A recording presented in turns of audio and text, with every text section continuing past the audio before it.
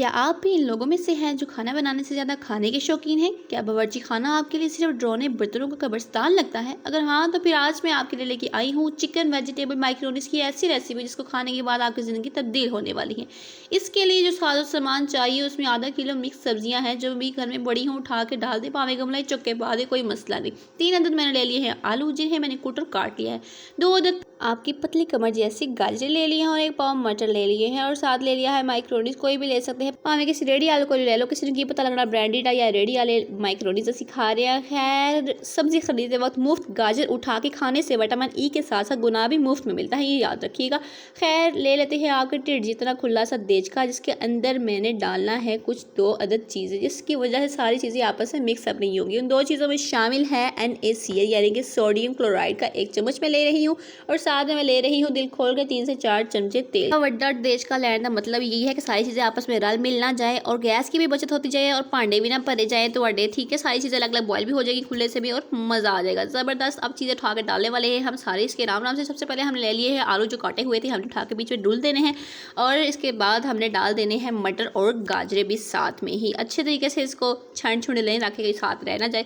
माइक्रोनीज भी धीरे धीरे से डाल दीजिए और फिर डीजी की तरह कुर्सी पे टांग रखे बैठ जाए और इन सब चीज़ों का उबलने का इंतज़ार कीजिए। इनको बार बार हलूना मत दीजिएगा भाई, इनको भी तो प्राइवेसी चाहिए और बार बार हलूना देना ज़रूरी है भाई, नीचे लग जाएगा। उसके बाद फिर आपने आराम से इसके ऊपर दे देना है ढक्कन जैसे किसी के राज आप छुपा रहे हो। और फिर अगले मरहले की जानिब बढ़ते हैं। हमने ले लिया 1 बाउल में चिकन जो कि बोनलेस है, उसके पीसेस मैंने काट लिए हैं। उसके बाद बंद गोभी ले ली है आधी और 2 अदद शिमला मिर्च ले ली है। वैसे बंद गोभी और शिमला मिर्च को देखकर मुझे रोमियो और जूलियट की जोड़ी याद आ जाती है, एक बिना दूजा अधूरा। ये लड़ना पानी भी साड़ा उबल लग गया जी, उन्होंने थोड़ा सा हिला लेते हैं और हाय भाव आंखों में ना लग जाए, थोड़ा सा पीछे होकर मेरी वीडियो देखिएगा।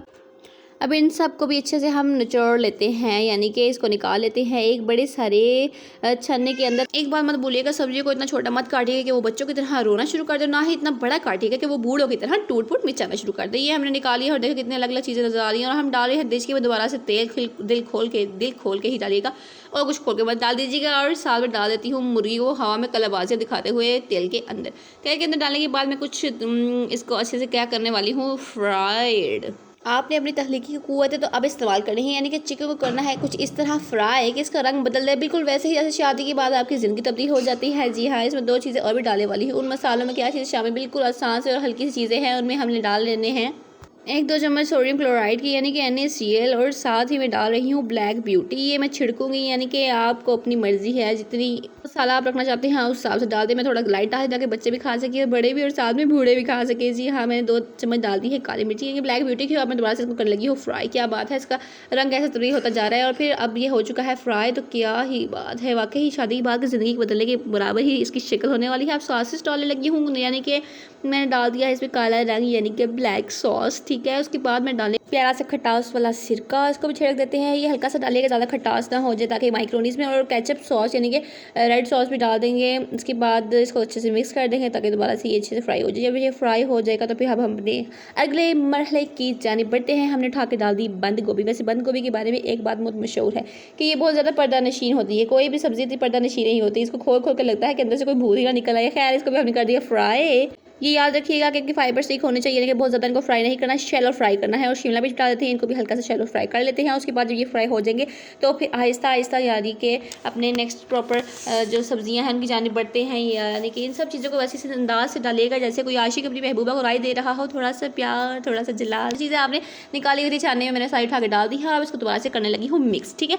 अब चीज़ें तो हमने डाली थी लाइट सी थी, अब साथ साथ आपने उस हिसाब से आपने थोड़ी थोड़ी चीज़ें भी ऐड कर दी, यानी कि नमक, काली मिर्च और जो सॉसेस मैंने डाले हैं सिर्फ यही इंग्रेडिएंट्स इस्तेमाल किए हैं, वो भी आपने साथ साथ डालते जाना है। अभी मुझे लग रहा है नमक कम था इसलिए मैंने 1 चम्मच नमक और डाल दिया है और साथ में थोड़ी सी काली मिर्च भी डाली है और फिर साथ में थोड़े थोड़े मैं डालने वाली हूँ सॉसेस, ठीक है। क्योंकि मैंने टेस्ट किया था 1 चम्मच, इसको मुझे लगा कि नमक वाकई बहुत कम है तो इसलिए मैंने और डाल दिया। और आप इस हिसाब से अपने टेस्ट के मुताबिक चीज़ें ऐड कर सकते हैं। लाइट सॉसेस डालिएगा, लाइट टेस्ट आएगा, बहुत अच्छा सा बनेगा। और हल्की आंच पे इसको दोबारा से इसको हल्का सा भून लें। आहिस्ता आहिस्ता भाप निकलने लगी है, सब्जियां रंग बदलने लगी हैं, चिकन की खुशबू भी फिजा में घुलने लगी है जैसे कोई अतर फिरोज अपने फन का जादू दिखा रहा हो। जब ये सब तैयार हो जाए तो मैंने इन सब को निकाल लेना है। अब एक प्लेट में इकट्ठा कर दिया है जैसे कोई फैमिली पिकनिक मनाने आई हो। अपनी मर्जी से इसके ऊपर डाल दी केचप डालकर इसको मज़ीद शाकार की नकाब कुशाई आप कर सकते हैं। यकीन मानो इस रेसिपी का जायका इतना लाजवाब है कि सब सब्जियां और मुर्गियां ने मिलकर एक नया ही गीत गाना शुरू कर दिया। हर लुक में मुख्तलिफ सब्जियों के जायके एक दूसरे के साथ रक्स करते थे। मुर्गी का मसाला इन्हें मज़ीद तड़का लगाता है और मुझे तो ऐसा लगता है जैसे मैं